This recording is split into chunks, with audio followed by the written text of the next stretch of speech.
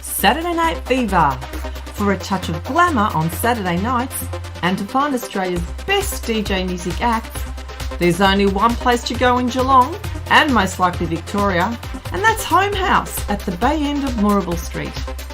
The club has attracted some of the world's hottest headliners, including Ruby Rose, Joel Fletcher, Will Sparks, Stafford Brothers, Timmy Trumpet, Tommy Trash, and Fede Legrand. According to Mr. Paparazzi himself and the former Mayor of Geelong, Darren Lyons, who also happens to own the iconic venue, the patrons are loving the venue's new look, which is based on all the best clubs throughout Europe. Doors open 10 p.m. on Saturdays. Check out all the latest Saturday events at www.facebook.com/Homehouse Geelong.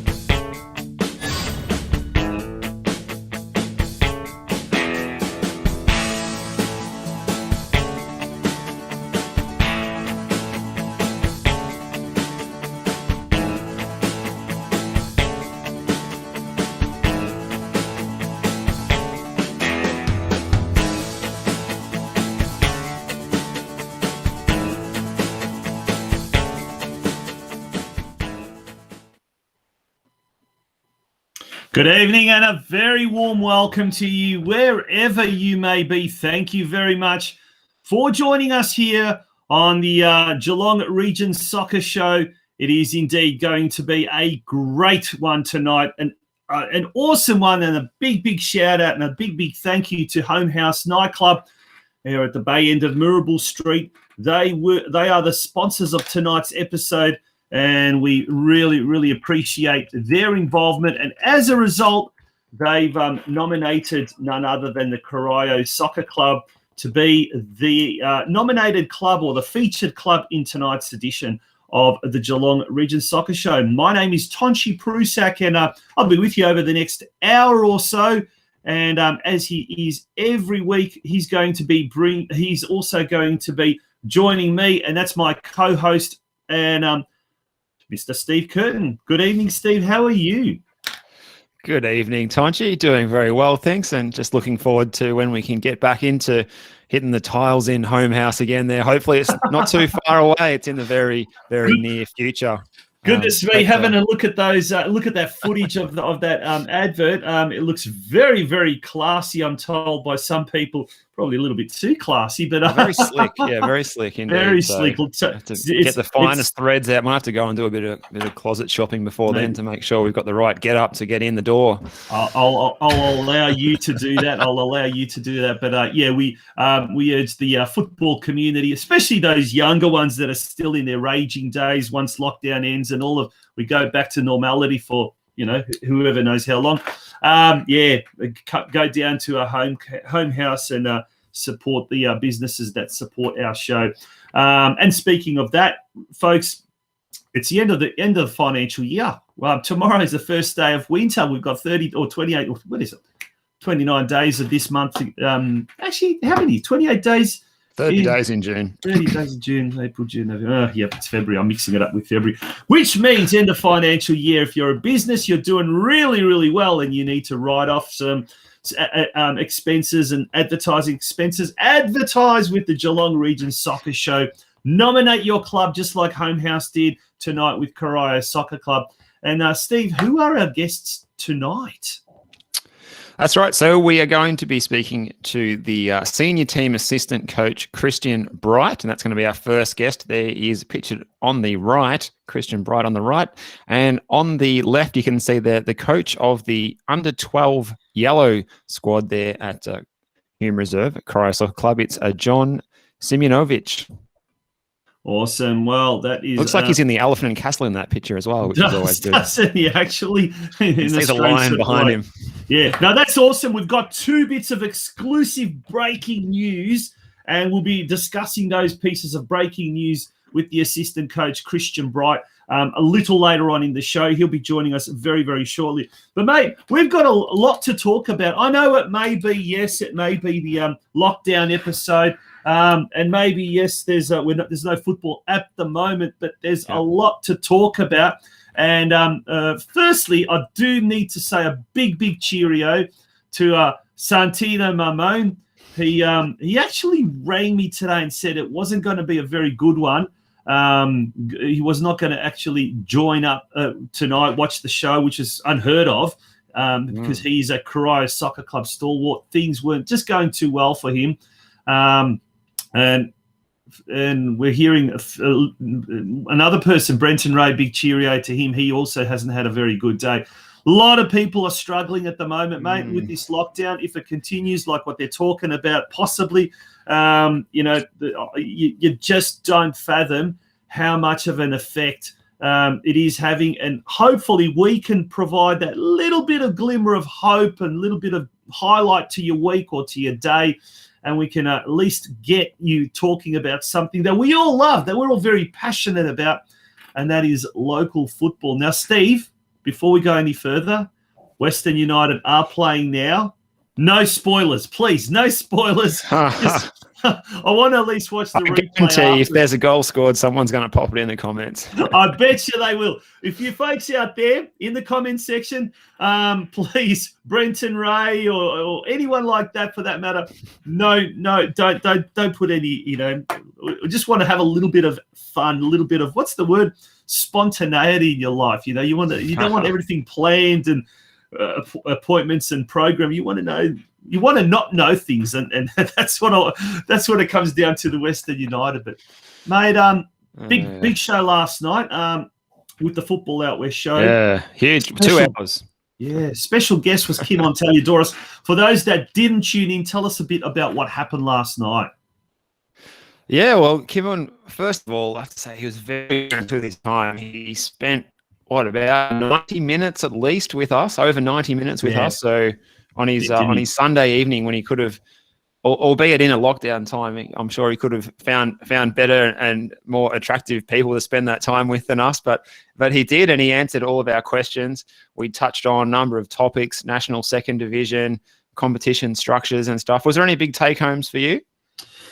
Mate, there was a lot of good take-homes. To be honest, I thought, with a bit disappointed with the folk, because we did have talk back at the end, so a little bit disappointed with the viewers that we were really trying to get blood out of stone to get people to ring up.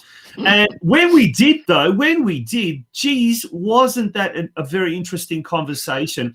If you haven't had a chance to listen to this interview or watch last night's show, I implore you, go on the Football Out West show YouTube channel and watch it. I know it goes for 2 hours, but if you want to speed it up, go right to the end when it's talkback. And what was his name? The ex-AFL footballer. He was AFL, a premiership player. Premiership player with Essendon Bombers. Played with I think it was played under Kevin Sheedy, that famous. There you go, mate. Soccer fan himself, Kevin Sheedy. Yeah. Now, what that gentleman said, David Calthorpe, I think. Is that was his name? Yep. Yeah.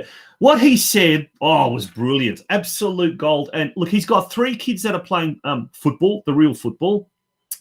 And what he said was he hopes that those kids will keep playing football. In fact, he wants them to play football and not play AFL. This is coming from an ex-AFL premiership player. And the reason he said was there's more opportunities, globally speaking, in football, in soccer, which we know. But it's great that people who are being converted to the sport know all about it. I think Kimon Taliadoros' mouth just dropped open when he was listening to it, as did ours.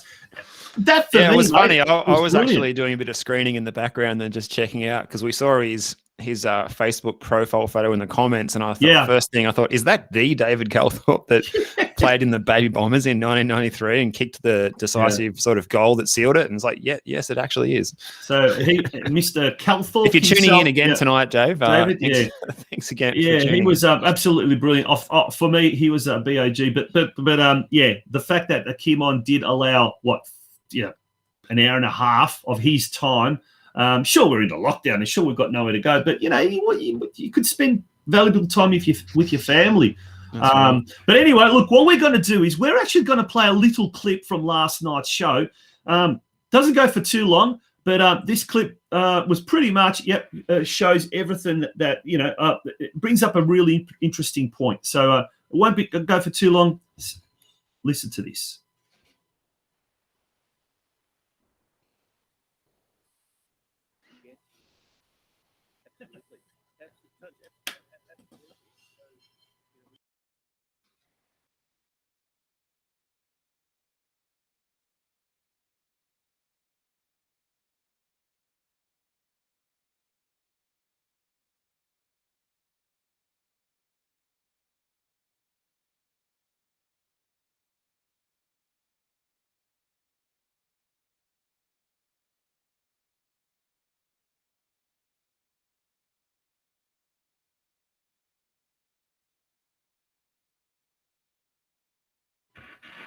Well, we struggled there because we didn't have sound, unfortunately.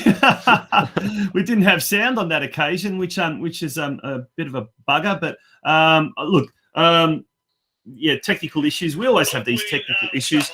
But unfortunately, now what's going on? We didn't have sound on that occasion. It's all happening here. Bear with us. It's going to come together soon.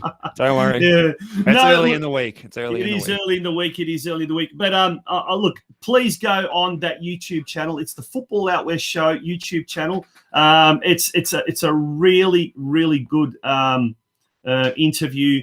Like I said, for me was the that I took home was that little bit of interaction with David Calthorpe, via the football talkback lines. But mate, we're going to get on with talking about something that we don't generally have a chance to talk about. What is that, Steve?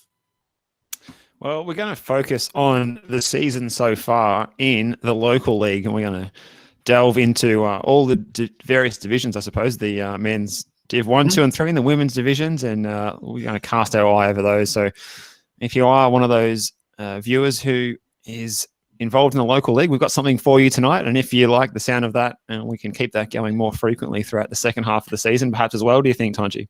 Absolutely. Look, let's turn our attention first of all to the Division 1 local league competition. Now, we have been focusing on this, but oftentimes we run out of we simply just run out of time. But look, after 5 games, now there is talk, and it's not good talk. Brenton Ray, the man, he's our newsman, he says that rumour that Ring of Steel is back Thursday from 11:59, only Melbourne Metro and lockdown. Heard it on ABC Radio Melbourne Drive program this afternoon. Very likely that possibly Melbourne Metro could be forced into lockdown. And he says for upwards of a month. Let's hope that's not the case.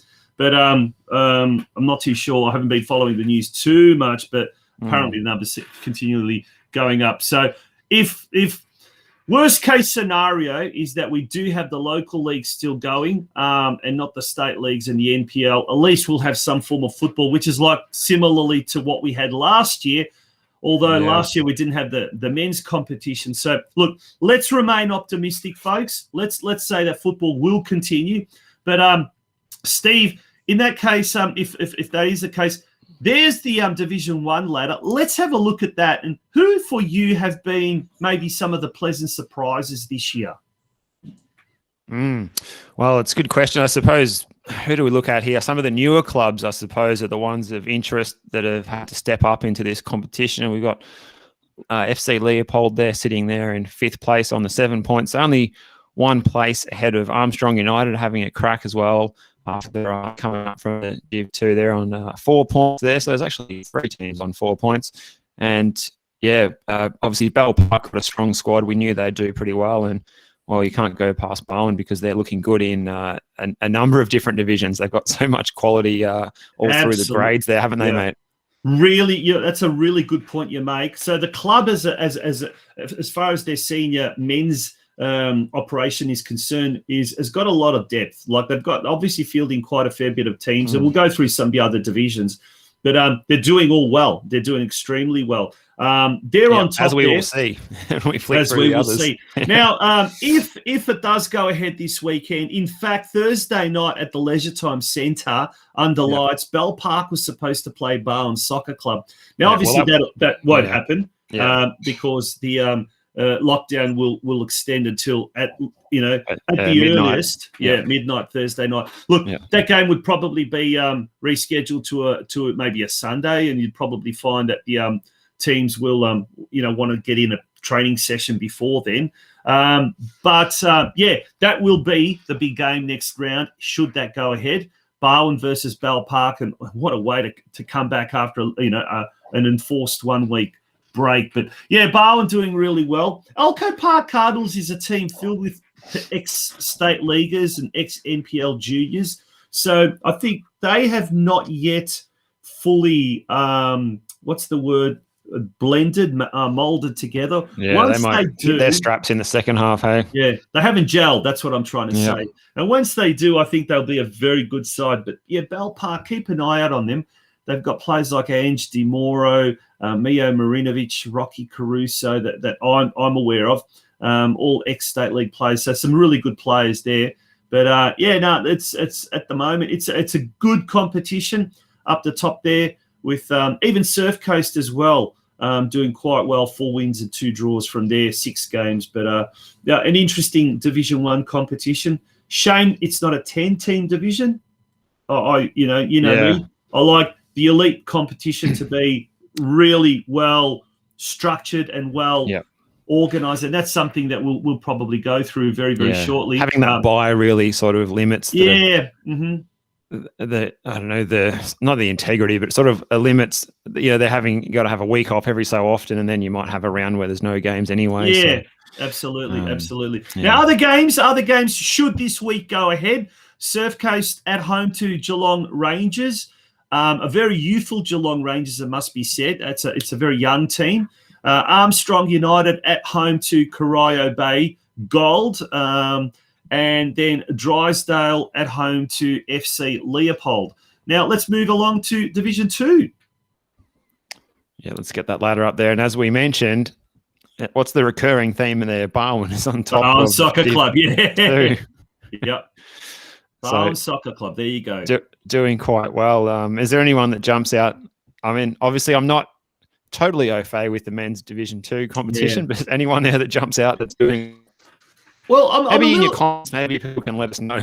Yeah. Actually, that is good. If anyone is participating in the second division, I mean, there's a Corio team there, so hopefully there's going to be some of the Corio guys from the Division 2 side talking to us there. Look, there's clubs like Barn Heads, Breakwater Eagles, Deakin Ducks, which is a surprise, and Surfside Waves. As far as the local competition is concerned, those are their first teams, isn't it? I'm surprised that Deakin are not in Division 1. So I would have thought that Deakin would have been doing a lot better. But look, that's potentially and more likely than not a result of what is happening around the world at the moment. And Deakin not able to get a lot of international students, and that's probably been the big reason there. But Surfside Waves, remember their best 2 teams have departed the Geelong Region comp. They're playing in State League 5. So when you put into perspective, that team there that's in second spot, Steve, that's really their third team. So actually, they're not doing too badly. They're doing quite well. Yeah, that's right. Yeah, you look at that sort of side of things as well, the consistency you see in Alco Park Cardinals sitting in the top 4 of both Div 1 and Div 2, and like Barwon, like we said, sitting on top. So there's a bit of depth there at some of these clubs. The clubs probably here that are interesting, the clubs such as in 6th and 7th, their Breakwater and Barwon Heads, that is their top men's team that they've got. So that is effectively their men's seniors for what it's worth. So it's interesting to see how they go in the second half of the season, if they can shift themselves up the table, and because you'd like to see all clubs represented in the Div 1 as well. Good point there. And I think Barwon Heads, if I'm not mistaken, and the Alco Park Cardinals, they in fact got promoted from Division 3. Oh, the last time a full season was held, when was that? About 25 years ago? Yeah. Seems like about that long. Seems like it, yeah. Moving along to Division 3. So remember, I guess in an ideal world, what you'd see is the top 2 teams promoted and the bottom 2 teams relegated.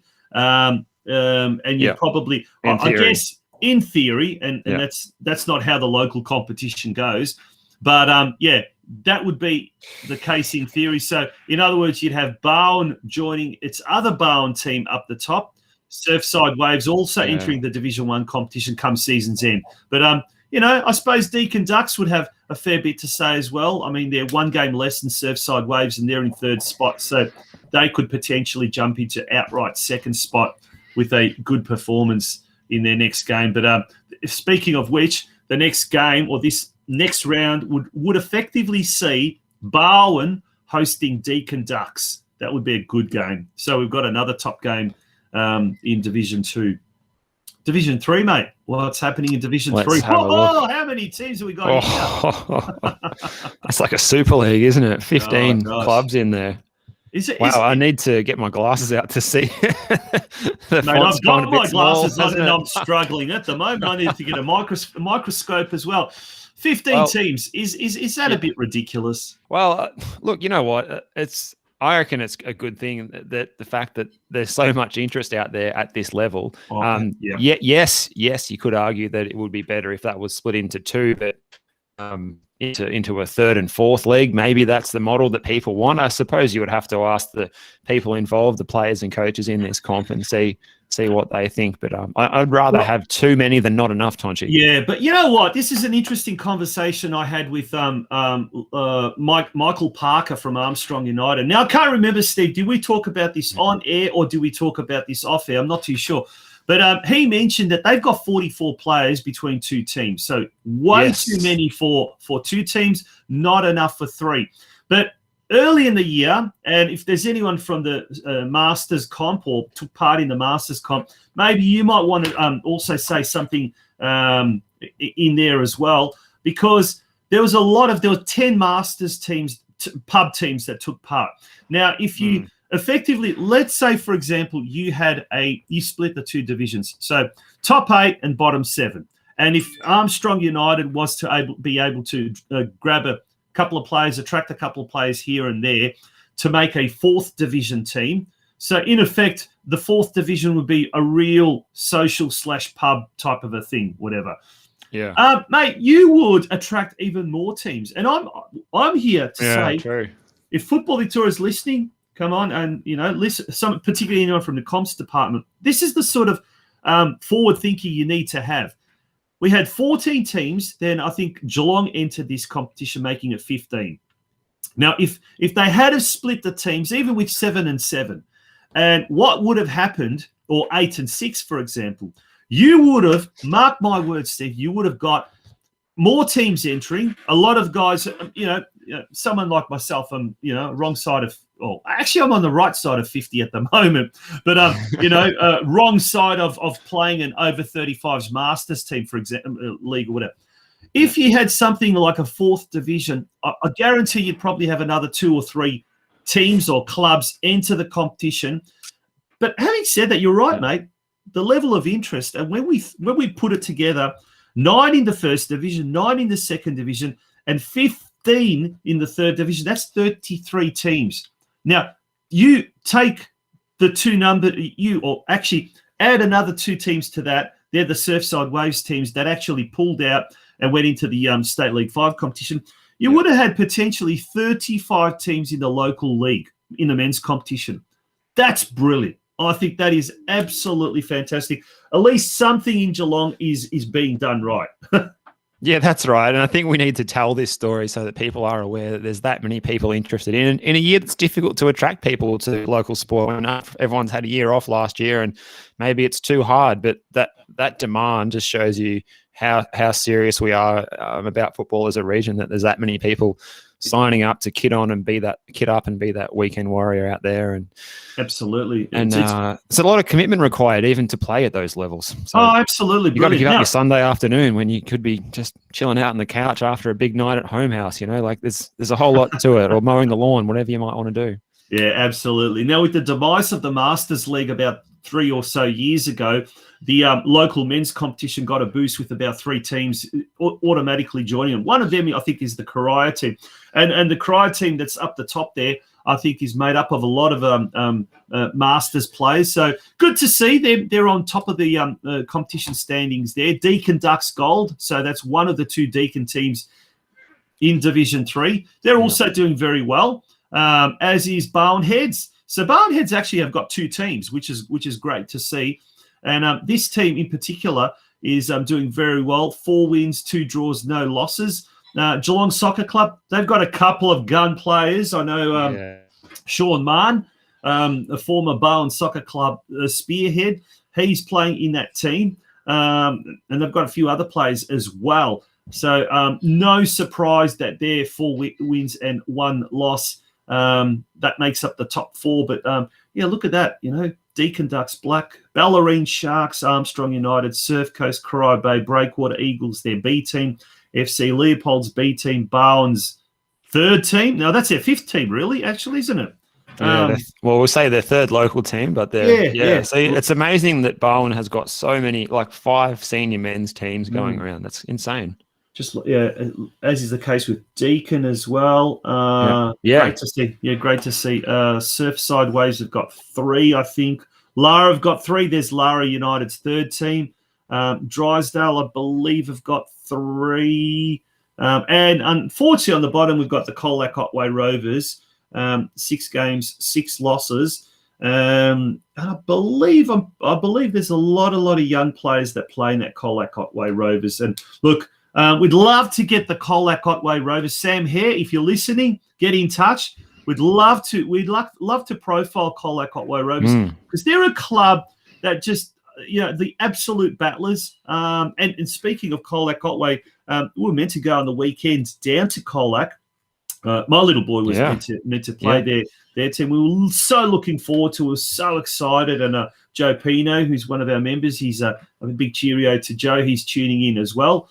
And he was also involved. His boy's also involved in that team. And speaking of Joe, he's saying, let's hope the country championships still go ahead. Absolutely. We'll probably have a little bit more information about that later this week. And coming up fast, I know. Yeah. Pete Bradley, who's also heavily involved, who we had last week, he said, let's hope so for all involved, especially the kids out of our control now. Definitely. Mate, did you want to say anything about that men's Division 3 comp? No, I think it's time to move on to talk about the local league women's division. Awesome. There we go. Take it away, Steve. There we go. So we have the 13 team, which is almost like another Super League with that many squads, but we do have the word as of a couple of weeks ago that we're going to see that split into 2 after the halfway mark of the season, Tonchi, which we think is still correct. So Geelong Rangers, they actually started with just 1 squad, according to what Sports TG told us at the beginning of the season. They added this 2nd squad, so they've got their senior group. They're flying on top of the ladder there. 5 games, 5 wins, goal difference, plus 39 if you don't mind. And they've also got a women's development squad who's going along pretty well too. Played 3, won 2, and lost 1. So, plenty of things to be optimistic about with Geelong Rangers in the women's, and perhaps the State League side to come maybe next year, Tonchi, for Geelong Rangers in the women's. Yeah, well, that's the talk. That has been the talk that Geelong Rangers would be stepping up. I mean, they're absolutely demolishing everything and everyone before them. So, it wouldn't be surprising there. I mean, there has been little rumours I'm hearing that some of the players from various teams might be moving around and things like that as well. North Geelong are struggling at the moment, kind of mid-table, but a lot of their players that they've been getting have been playing double games. They've been playing up in this State League 3 women's competition. And look, if getting back to that rumour, if that is the thing that's going to happen, that there's going to be no Melbourne competitions or Ring of Steel, well, you'd probably find some of those players then playing in the local competition. Could that mean then the North Geelong Warriors will go up higher as well? You don't know. But look, I'll tell you one thing. I'm really, really pleasantly surprised by some of the clubs that probably would have maybe in previous seasons opted to play in B division, so in the B division. And look, Surf Coast was one of those teams that thought about playing in a B division. I think initially they probably thought about playing in a B division. They're fifth at the moment, 4 wins and 2 losses. That's a great result. Drysdale, they were once upon a time a powerhouse of the local women's competition. 4 wins, 1 draw, 1 loss. Barwon, another team that did really, really well in years gone by before North Geelong, Deakin Ducks and Geelong Rangers became kind of the new powerhouses, if you like. They're in second spot. And Geelong Soccer Club. It just seems to me just only not that long ago, they were like the easy beats and they were getting thumped, and then they moved down to Division 2. But they've had a lot of players from Bell Park crossover, hence the reason why Bell Park doesn't have a women's team. But 13. Look, the women's division took a battering because of COVID. We know that.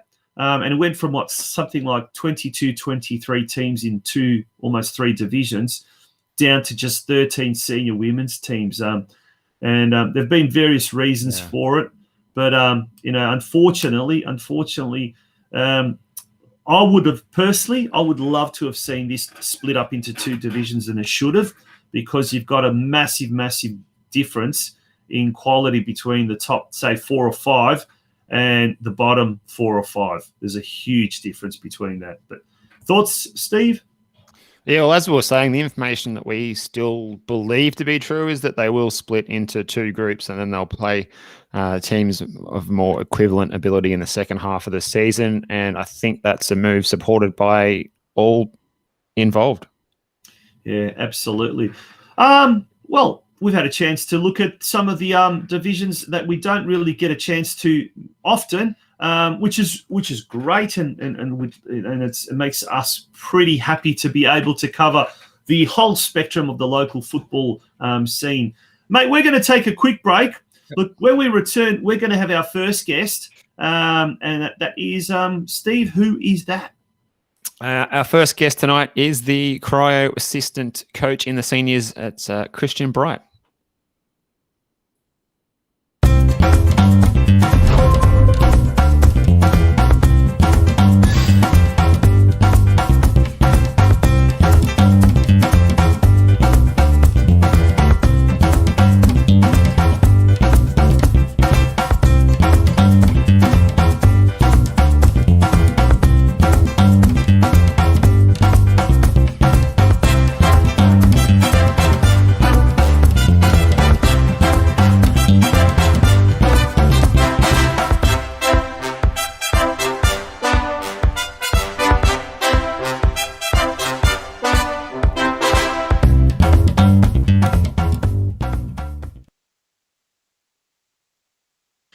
Welcome back to the Geelong Region Soccer Show. It is episode 63, and mate, our next guest, well, who is it? Would you like to do the introductions? Yeah, well, we've got him waiting in the green room. I believe it is, as we just said before, the Corio senior assistant coach, Christian Bright. Good evening, and thanks for joining us. How are you doing tonight, Christian? Good, gents. Thanks for having me. Just living the lockdown life. It's an absolute pleasure, Christian, having you. Thank you for joining us, and really, really appreciate it, mate. I haven't spoken to you personally for a long, long time, not since the days when you're a Geelong Soccer Club coach. Yeah, that's right. I think the last time was, I think it was the last game when Geelong beat Preston to secure the NPL championship. I think we spoke after that game. So yeah, a couple of years ago.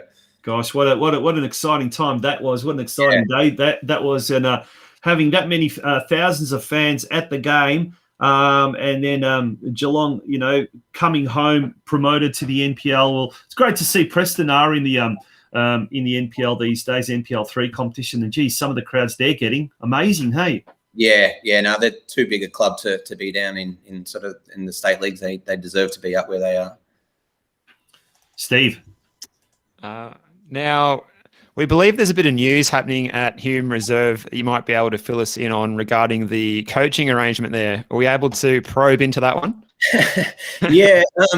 Is this an exclusive? One of the exclusives that we were talking about?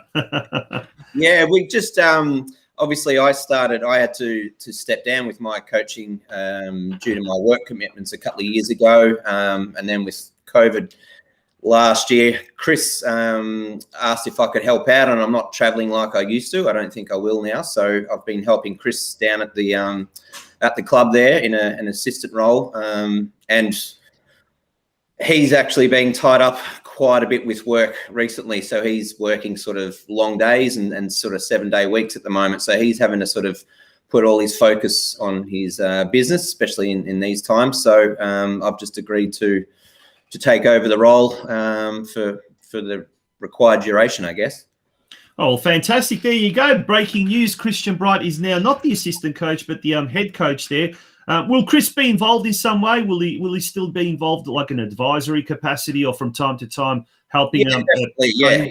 When he can, definitely. I spoke to him again this morning, but yeah, he just has to focus on his business and stuff at the moment. But yeah, he'll absolutely.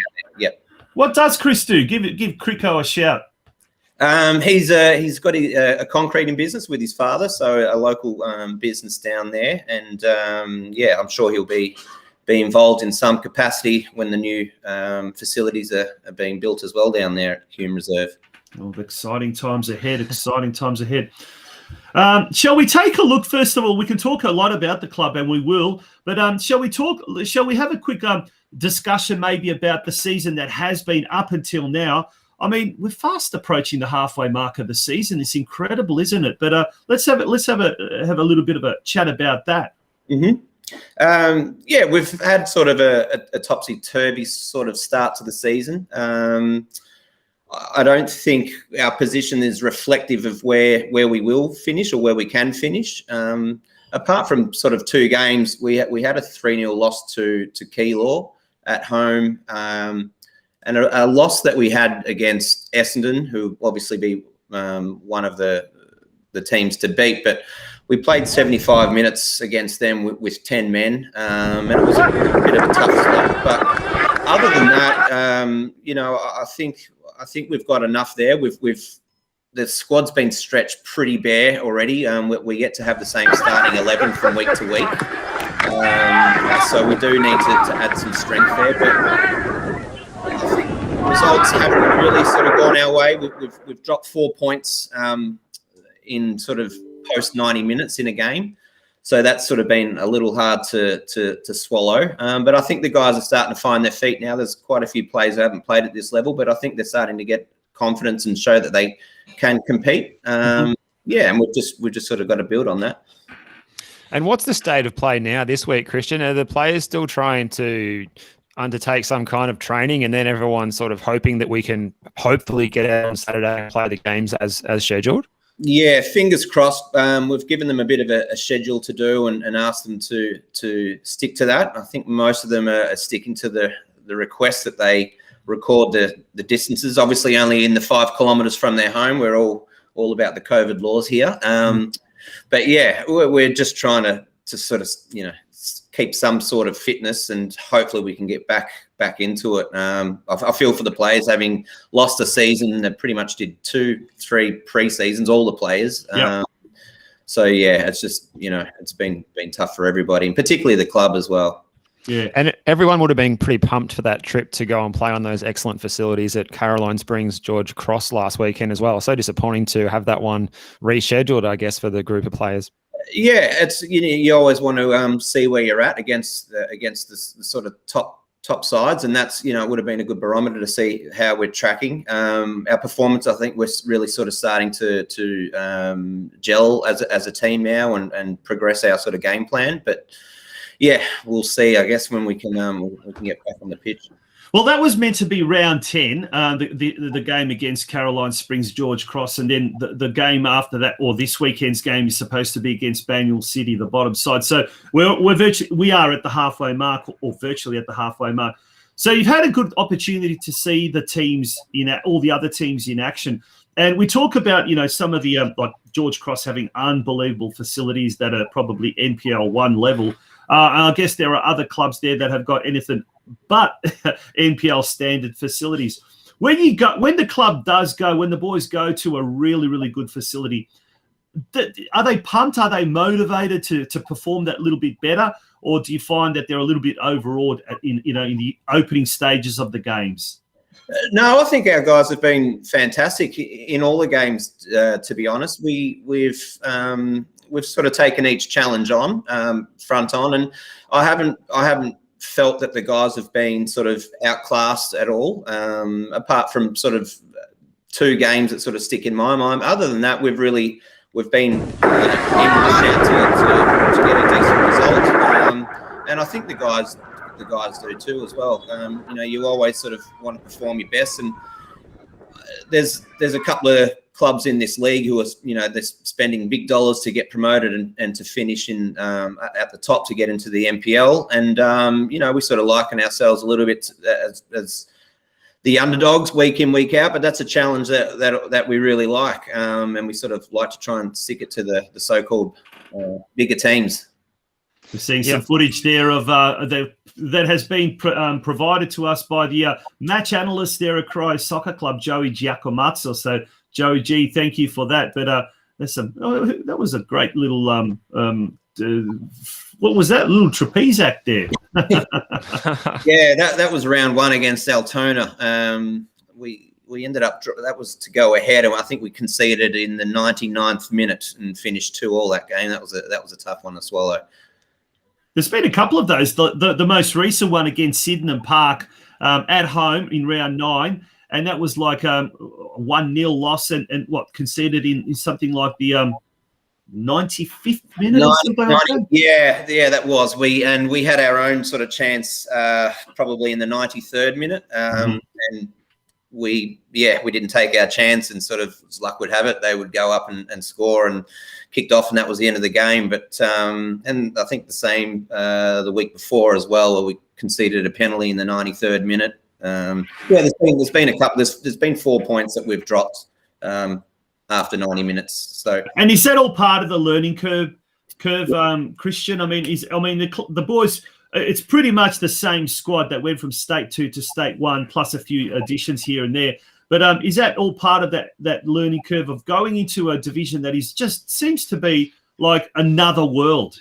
Yeah. It's just we've got a lot of young players, and it's just sort of experience, I guess. And you've got to sort of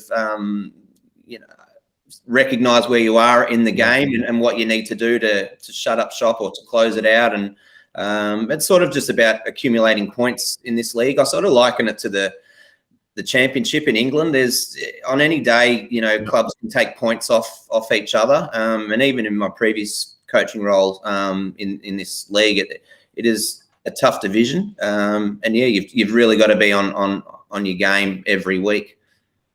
And Christian, the bad luck theme sort of continues with not only the last-minute goals, but also the injuries with players like Garcia Rapper going down for really unfortunate injury this season, to name one. Has the club brought in any extra players, any extra members to the squad, or planning to cover these injuries? Yeah, we're looking to strengthen our squad, because it's not, you can have a strong 11, but you really need 15, 18 players who contribute to the season. We've just signed a new player, Daiko Goto from Hoppers Crossing. He's a Japanese player. So he's been at Hoppers and came down and had a few sessions with us, and really great guy. I think he'll fit in really well with the team. It's a really close-knit team. And I think he's going to add another dimension. He's got a really good foot, left foot.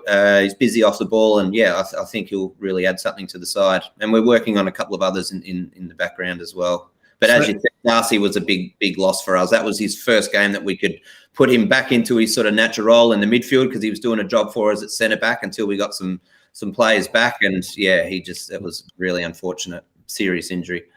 How is he doing? What's the latest on Darcy? Yeah, he's doing well. In his true sense, he said he'll be back before the end of the season, but obviously with a fractured neck and stuff, slowly but surely would be our preference. But yeah, he's getting there, and he's always got a smile on his face, and the guys are always checking in, and we're always just trying to get around him as much as we can. Yeah, and just on that as well, how's the morale been within the squad, and how are they finding the fatigue, the physical side of it after having a season off? Were some of them possibly even happy to have the weekend off just gone? Yeah, it probably fell in our favour, because we did have some injuries, and a few of the guys were really feeling it. We've had some guys playing through some injuries, so on the weekend just gone, we promoted three players from the reserves as well into the senior squad who played in the reserves. So we were pretty threadbare. So it was probably a good timing for us. Obviously not a good scenario for everybody, but hopefully, yeah, we can sort of regroup and then really make a fist of it in the second half of the year. Well, mate, we're certainly hoping that that's going to be the case. Assuming that last week's round obviously has been postponed until further notice, whatever, till catch-up round. And if it was to go ahead, this week would be against Banyule City.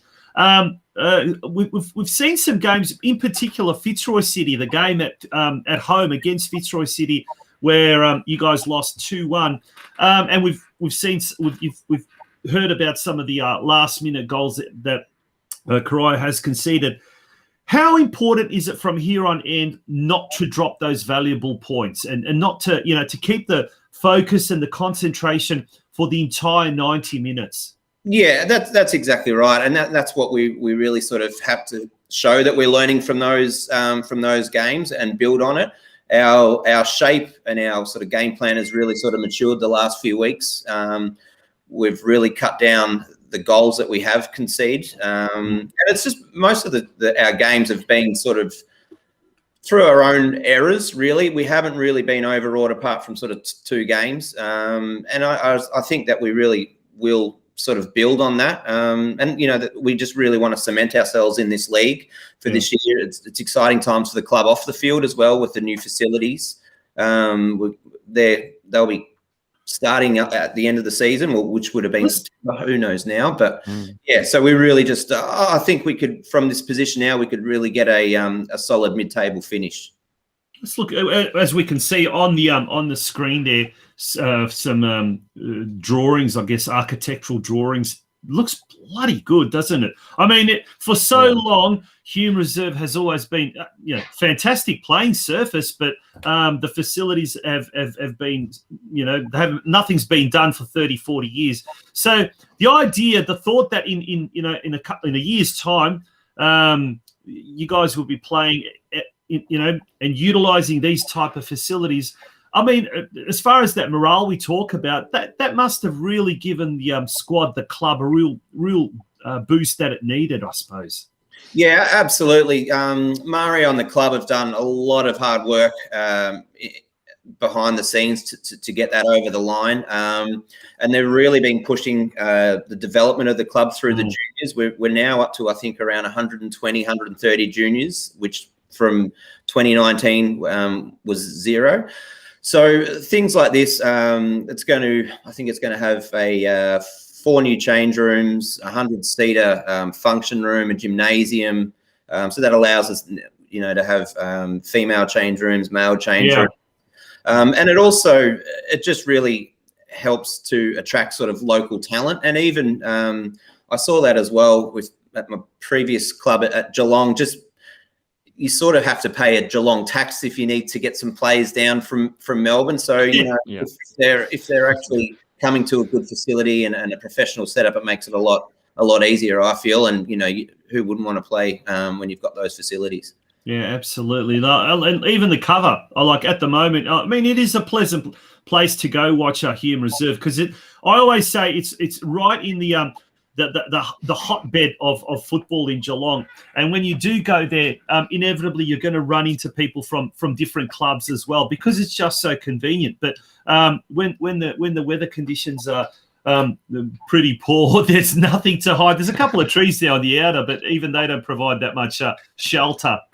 No, hopefully that's well covered moving forward, because I've even noticed some of the new facilities in some of the other clubs, they really don't think it through. I think sometimes even the benches at some stages are pretty substandard. Face them into the direction of the southwesterly breeze usually.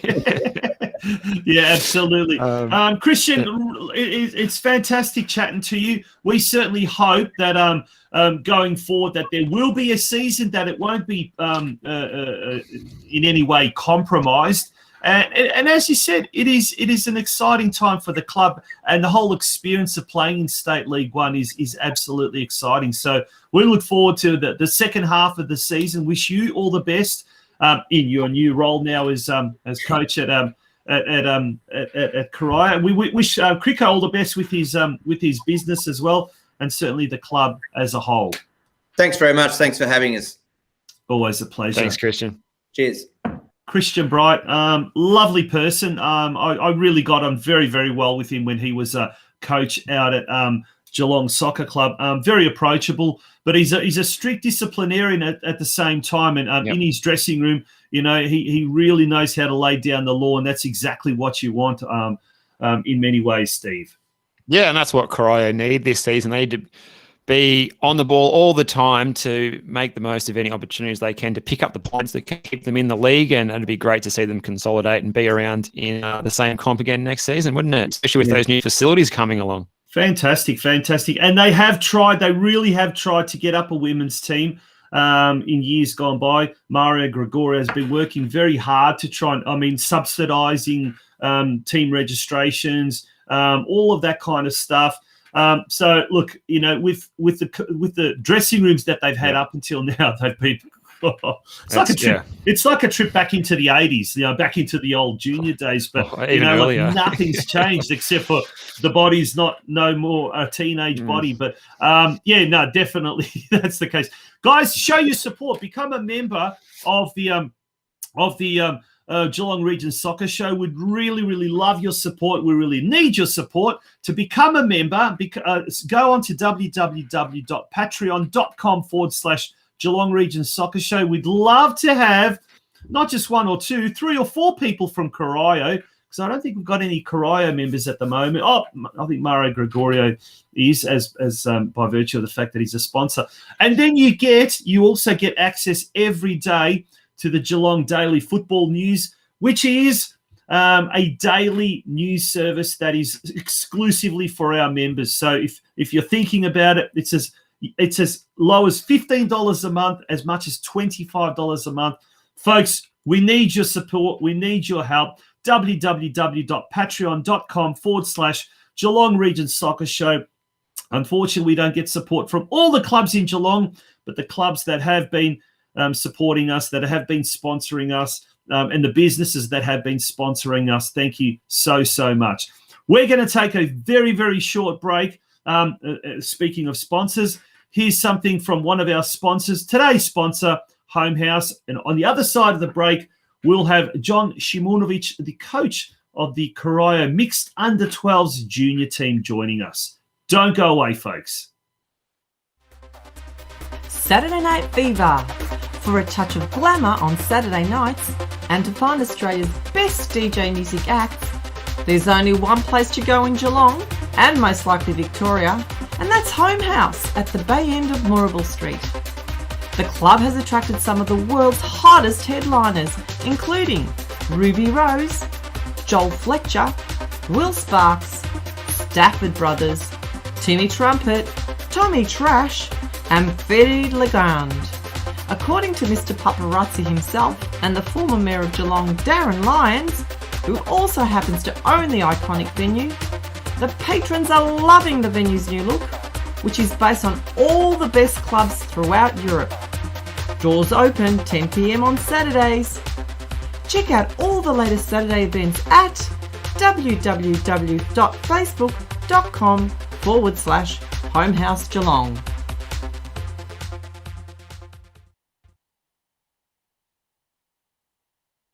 Welcome back to the Geelong Region Soccer Show. It is episode 63. As we said, big shout out to Homehouse Nightclub and Mario Gregorio, who's also the president of the Corio Soccer Club. Great to see a lot of people from Melbourne as well. And a big shout out to Ryan Ollerton. He says, great interview with Christian Bright. He's a super coach and can get Corio where they need to be. Lisolaski Denny says, congratulations on your effort and structure last week. And nearly paid off. Carry that on and pinch points off the others, please. I think he's from Sydenham Park, if I'm not mistaken. So, yeah. So great to have so many people joining us from all over the place. Now, joining us next is someone from the Corio Soccer Club, but he's also very, very well known to the wider Geelong football community because he's played at a lot of different clubs, and he'll tell us at some of those clubs that he's joined us. It's a very, very big welcome and a very big shout out to JOHN SIMUNOVIC. G'day, guys. How you going? G'day, John. Good to have you on the show. Thank you for joining us. Mate, you're coaching the now it's the mixed under 12s, is that right? Because there are a couple of girls that play in that team as well. Tell us, firstly, how did you end up at Corio Soccer Club? Because you've played at Lara, Geelong, Bell Park, have been involved with a lot of other clubs, and now you've ended up coaching at Corio. How did you end up at Corio? Oh, look, knowing Mario and Slavko, we've spoken, over the last few years and listening to their plans, to set up some good junior foundations at Corio and beginning that process. It was a no-brainer to come across and help out where I can. Steve. Oh, Steve was muted there, unfortunately. Yeah. Oh, sorry, Steve. Once again, it's those gremlins getting into it. You were muted. Sorry, Diesel. Tonchi was trying to censor me again. You are a controversial fella, you. Yeah, I'm going to ask some controversial questions. What's it like to be a coach at Corio, as someone who's involved there as a junior coach and involved in the junior side of things there? Oh, look, it's great. It's a hive of activity, pretty much every single night of the week. The junior committee and the junior coordinator, Slavko, with Jane, Tanya, Critchley, Eleanor, Mick, Batara, done a great job in what they've set up. And all the volunteers, the coaches from, the under sevens, 6 teams in the under sevens, 2 in the under nines, under 11s, under 12s, 16s, and then, of course, the reserves, which majority of the players are under 20 years of age. It's just great to be part of. And like I said, a hive of activity and setting up some great foundations for the Corio Soccer Club. And there on screen is your team, the under 12 team, and also and there's Slavko Pantalic there, top left hand corner, and he's one of the sponsors. And there's another sponsor, John Aaron MP, giving that was part of the World Game Fund. So it's great to see, and we touched on this with Christian Bright just earlier. In 2019, there were no juniors at Corio Soccer Club. Now the club's really worked hard, and we've seen in the past, in the past episodes, last time Corio was on here, there's a separate committee or subcommittee looking after the juniors. That's functioning really well. And now you've got, 120 junior kids at Corio wearing the famous green strip? Yeah, that's correct. Over 120, it's closer to 130, and more kids. Seems like it's weekly that are joining the club from, all races and all skill levels, from, kids that are just starting out in the sport to kids that have been playing for a number of years. So it's, like I said, it's a hive of activity and really positives, a lot of real positives for the Corio Soccer Club. Now, John, you just touched on it there, kids with very diverse backgrounds. I know the club's done a lot of work to give opportunities. Is that something the club does to give those sort of chances to kids who might come from disadvantaged or migrant backgrounds, a chance to get out there and play in a organised competition? Oh, 100%. And we're not a nationality-based club, so we take all nationalities. And like you say, it's very, very diverse. And it's just great to be part of it. All the kids are having a ball and being, involved in football in Geelong.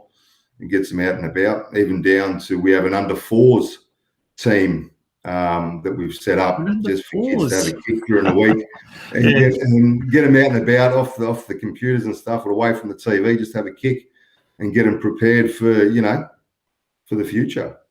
That's brilliant. Now we're talking about the under-4s, and now we're moving to the other end of the mini roos or spectrum, or the ones that have just graduated from mini roos, the under-12s, which is something that you know very well about, much about. Now there's two under-12 teams Corio have got, and as of last week, the league was supposed to be split into two.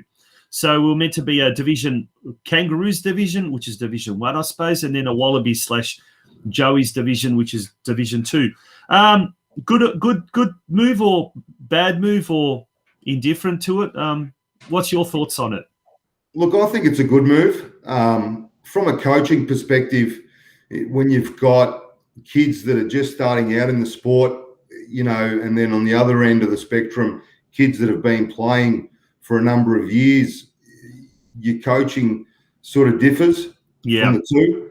And along with that, say for the kids that have just started out in the sport, you want them to be sort of involved and playing against teams that are similar. Your coaching sort of reflects that on them, and you sort of more the basics, whereas the kids that are at the other end, they're playing more competitive week after week. They can sort of become lazy, if you like, if they're playing against kids that haven't played the game before. So I think it's a positive, yeah. Absolutely. Now, John, you mentioned there about the discrepancy in ability. It could be something that hinders some of the junior development. Is there anything that jumps out at you aside from that we could be doing better regarding junior football in the Geelong region? Look, I think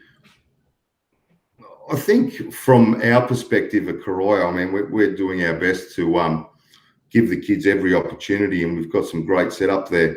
But I think, it's pretty good. The junior setup throughout Geelong, there's a lot of teams and a lot of kids playing the sport, and it just seems, like I said earlier, that week after week, there's more and more kids just wanting to play the sport, and it's great to see. You've been involved with a lot of different clubs, and Bell Park, Lara, Geelong. You've named a few there. What are some of your fondest memories from those clubs, both as a player or as a fan, as a member? Let's start off with Bell Park. That's probably where most people associate you with during your playing days. What were some of the fondest memories over the years? Oh, look, there's too many to mention. It's a great club. It is a great club, and had some good times there. Junior coming up through the ranks into the seniors. They're all fond memories. There's no real negatives. Some of the guys that you played alongside back in the day, they were, it was a little bit more aggressive and I don't know, aggro the football back in those days. A little bit more flamboyant these days, but a lot of positives. Yeah. And has your playing career that you just mentioned, has elements of that shaped how you go about your coaching these days? Oh, 100%. 100%. Only, we used to get hit by a branch off the nearest tree, whereas now they're cutting laps, the kids, if they talk in training. So, but yeah, look, discipline I think is important. Took me a while to think what's he talking about with it. So yeah, look, it's making sure the kids listen, when they need to listen. They've got plenty of time to talk throughout training and have fun. You incorporate all these aspects within training. So not only are they having fun, but they're learning at the same time. It's good.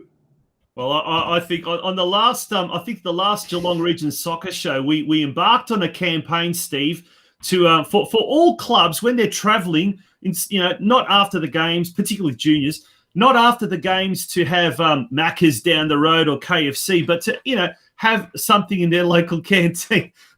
John, you're joking, you're laughing about this. You know where this is headed. I reckon we start a new campaign to bring back the tree branch. I tell you what, forget what's it? Military service, compulsory military service. Bring back the tree branch. Watch the kids behave. Jeez, yeah, have DHS on the phone, That's comment of the year. And the feedback from the parents, I think they'd agree. Yeah, all right. Yeah, we got to get ourselves into trouble. But, mate, a lot of people don't even know your name is JOHN SIMUNOVIC. They know you as Diesel. Now, how'd you get that nickname, and how'd you get that nickname, first of all? Oh, many moons ago at Bell Park, sort of starting in the seniors, we were developing nicknames for players that were sort of coming up through the ranks. And at the time, I was a diesel mechanic. Ah, right. So I got labelled as Diesel back then, and it's stuck ever since. That's how that always happens, isn't it? It's always some sort of experienced, respected player that's integral to the squad that gives you that nickname, and it just always sticks around. Now, what's happening with your current coaching plans going forward? Are you undergoing any coach education at the moment? Have you got any aspirations to become like a specialised junior sort of development coach, or what's your plans? Look, I think, yes, education outside. I've been involved in that. At the moment, just trying to help in any way I can at Corio. So this year it's the under-12s. I do enjoy it.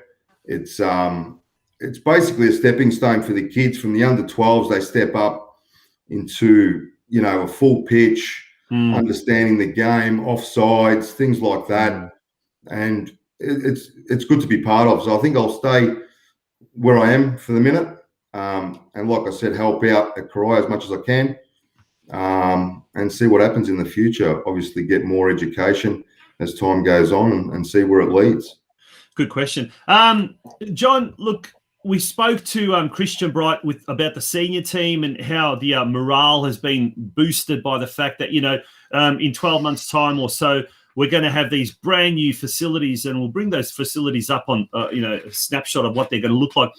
What about the young guys? What about the kids, the parents, everyone involved, the juniors? Are they, looking forward to Hume Reserve being transformed? I mean, it's got one of the best playing surfaces. It's got brilliant lights. And now, before too long, you're going to have wonderful club rooms and change facilities. That must surely be something that's got everyone just buzzing. Oh, yeah, 100%. I mean, kids, parents being able to be part of these new facilities.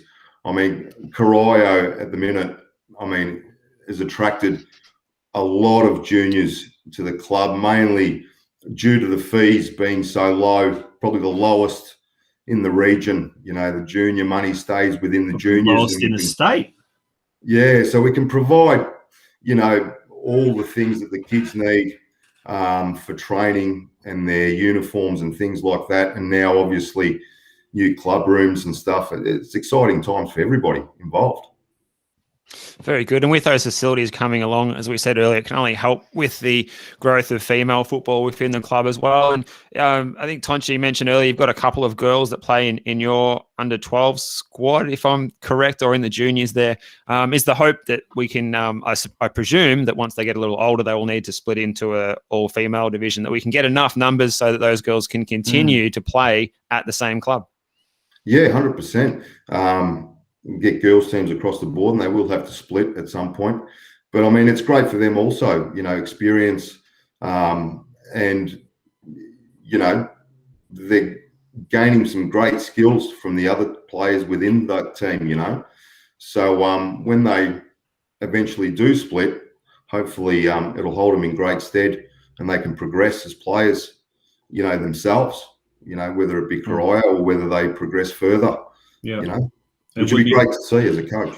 Absolutely. And it would be great to see him donning the green strips of Corio. Now, President Mario Gregorio says, doing a great job, Diesel, with the painting of the junior goals legend. The legendary, speaking of legends, legendary Slavko Pantelic says, you're going nowhere, John. Now, what does he mean by that? Does he mean you're going nowhere with your coaching? You're not allowed to leave and go anywhere. Club? Yeah. I don't know how to take that, really. Hopefully, it's staying within the club. I hope that he meant that. I'm sure that's what he meant. But Mario Gregorio then retorts with, who's Slavko Pantelic? I don't know. There's a little bit of fun banter there as well. But then the Geelong video guy, great facilities there. The ominous Geelong video guy. It's not JOEY GIACOMAZZO, is it? But whoever that is, great facilities there. Well, they're going to be even better facilities in about a year's time, hopefully. John, Diesel, thank you very much for joining us. We look forward to just following that Corio under-12 yellow team in the second half of the year. Looking forward to seeing the progress that you're making off the field, on the field as well, and wishing you and everyone down at Hume Reserve all the very, very best for the foreseeable future, mate.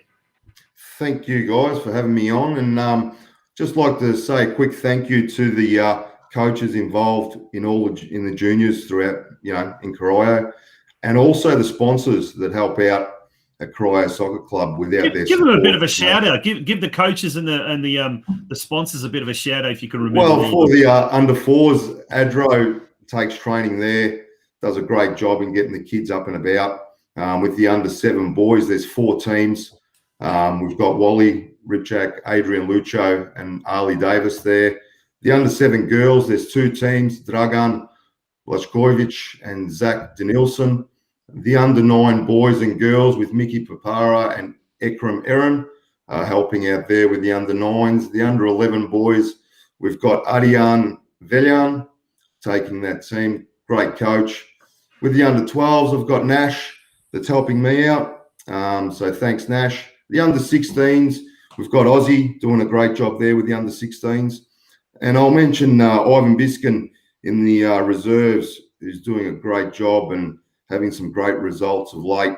A lot of his team are under 20 years of age. So pretty much teenagers coming up through the rank, and he's getting them prepared to take positions into the senior squad. And hopefully in the future, everything going to plan, we grow our own and they can progress up through the junior ranks into the senior squad. Brilliant. Great stuff. Excellent. Who sponsors the juniors, by the way? We've got the Roller Shutter Guy and Baby Spa. Baby Spa and Roller Shutter Guy. Well done. Fantastic. Thanks to them on behalf of everyone at the Corio Soccer Club. Once again, John, thank you very much for joining us. Thanks, guys. Have a great night. Thanks, Diesel. And that was Diesel Simunovic, John Simunovic joining us. Thank you very much to him. Thank you very much to Christian Bright. And above all, thank you very much to Mario Gregorio for organising everything. Obviously, he's the business he works for sponsored tonight's episode, Home House. And as a result, Corio Soccer Club was the nominated club. So we thank them very much. Mate, next week, if all goes according to plan, it'll be all about the country championships. Go FC Coaching is sponsoring next week's episode, so we thank them very much. Fingers crossed, as you said, or as you what's the word? I will say gestured. Yep. Yes, as you gestured. Because hopefully that will continue and that will go. I've heard just today. I heard, I guess not rumors, but suggestions that the format might be radically changed in order for it to be able to go ahead. It would need the support of the entire Geelong football community, which I'd be really saddened if certain clubs weren't willing to support and back it. But that's just what I heard on the grapevine. Hopefully, we'll have a lot more news next week. But mate, it's been a pleasure catching up with you yesterday and then also catching up with you today. Yeah, that's right. I think people think that the time's going to go slow when we're locked down, but I couldn't believe when it came around to 7 o'clock tonight where the time had gone today. So Yeah. the 7 days, I think it's flying by, but hopefully it is only 7 days and we can get out there for the country championships on a long weekend. Wouldn't that be great if we can do that? Oh, it would be fantastic. Well, that's 2 weeks away to go before then. Thank you, everyone who joined in today. Yes, thank you. It was great to see that it wasn't just people from the Geelong region, but people from Melbourne. And you could tell by some of the names that were popping up in the comments section. Really, really appreciate it. The numbers were fantastic tonight. And it's great to see a lot of support for football, local football coming from far and wide. Show your support and become a member of the Geelong Region Soccer Show. Visit the following website. I know you're going to get sick of me saying this, but it is just vital, folks. www.patreon.com/Geelong Region Soccer Show. We really do need your support. There are any businesses as well. Oh, gosh, look at that. We've got someone from Perth as well. Is that Alan Troy Campbell? Had to throw him in. We've even Thanks, got Alan. Yeah, thanks, Alan. We've even got interstate people following it. So we really need your support, folks. Don't forget, next Sunday night, Football Out West show returns again at 7 p.m. Hopefully, we're going to have some good news. Fingers crossed. And until then, mate, all the very, very best for the rest of the week. And to you too, Matt, and to all of our loyal viewers, thank you very much. Good night. Thank you very much.